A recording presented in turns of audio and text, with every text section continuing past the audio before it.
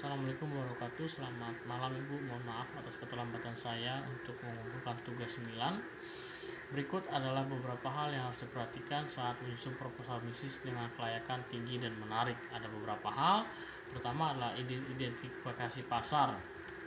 Itu adalah tentukan pasar, yaitu siapa yang akan target marketing yang akan dijual kepada produk tersebut, dan siapa yang akan membeli, dan kemudian analisis pasar, itu tren dan prospek pasar. Jangan sampai menjual produk tapi tidak sesuai dengan pangsa pasar dan prospek pasar sehingga mengakibatkan kerugian. Kemudian adalah analisis industri, tentukan posisi bisnis dalam industri, dan analisis saing untuk memahami kondisi industri dan bagaimana bisnis dapat membedakan diri. Itu ada analisis industri adalah bagian penting dari memulai atau memperluas bisnis. Analisis ini membantu memahami kondisi industri dan bagaimana bisnis dapat membedakan diri dari pesaing. Kemudian beberapa hal harus kita perhatikan dalam melakukan analisis industri adalah segmentasi industri, tentukan segmen pasar industri yang sesuai dengan bisnis, fokus analisis dan pada segmen ini. Kemudian pesaing, identifikasi pesaing terdekat dan paling berpengaruh, dan siapa aja sih yang untuk beberapa produk yang menjadi pesaing utama, sehingga bagaimana mencari produk untuk layanan, distribusi, dan strategi pemasarannya.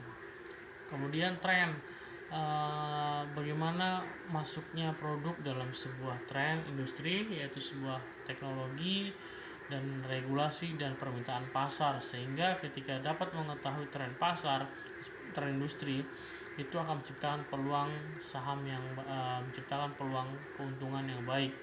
Kemudian kelebihan kompetitif, jadi kita menemukan beberapa kelebihan kompetitif apa dan kelemahannya seperti apa, sehingga dapat bersaing secara sehat di dalam dunia dalam industri persaingan bisnis.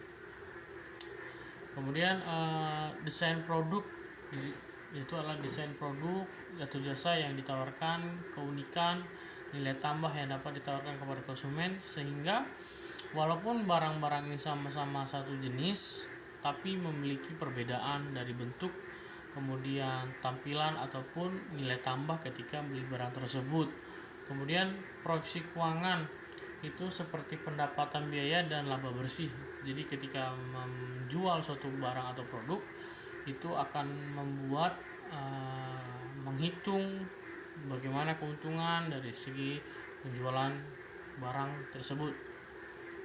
Kemudian beberapa lagi adalah strategi pemasaran. Itu bagaimana untuk menstrategikan pemasaran, yaitu digolongkan dari produk apa yang dijual, siapa targetnya, lalu bagaimana memperoleh klien sehingga ciptakan peluang keuntungan. Kemudian adalah struktur organisasi, bagaimana setiap anggota itu menciptakan suatu budaya dalam suatu perusahaan atau suatu bisnis, suatu organisasi yang memiliki satu visi untuk memajukan produk tersebut atau mencapai target bersama-sama, sehingga menciptakan peluang dan keuntungan dalam melakukan bisnis. Kemudian rencana operasi, yaitu bagaimana bisnis akan beroperasi termasuk proses produksi, distribusi, dan logistik. Ini bagaimana kita memasarkan, bagaimana distribusi, bagaimana produksi, distribusi, dan logistik, sehingga produksinya bagaimana, misalnya produksi barang ini aman nggak, bagaimana tempatnya, dan bagaimana kemudian distribusi. Jangan sampai barang yang produk yang kita jual mendistribusikan itu sangat susah dan sangat tidak dapat dimiliki seperti itu. Dan logistik, bagaimana dengan logistik adalah tempat penyimpanan. Jangan sampai penyimpanan ini mempengaruhi semua distribusi dan produksi, dan semua gagal karena tempat logistik yang tidak memadai dan barang-barang tidak terjaga dengan baik sehingga rusak. Kemudian analisis risiko, identifikasi dan evaluasi risiko yang memungkinkan terjadi dan rencana untuk mengatasinya. Adalah bagaimana analisis risiko tentang artinya untuk mengurangi kerugian dan dapat memahami apa saja tren-tren untuk dihadapin bersama-sama sehingga dapat menciptakan peluang.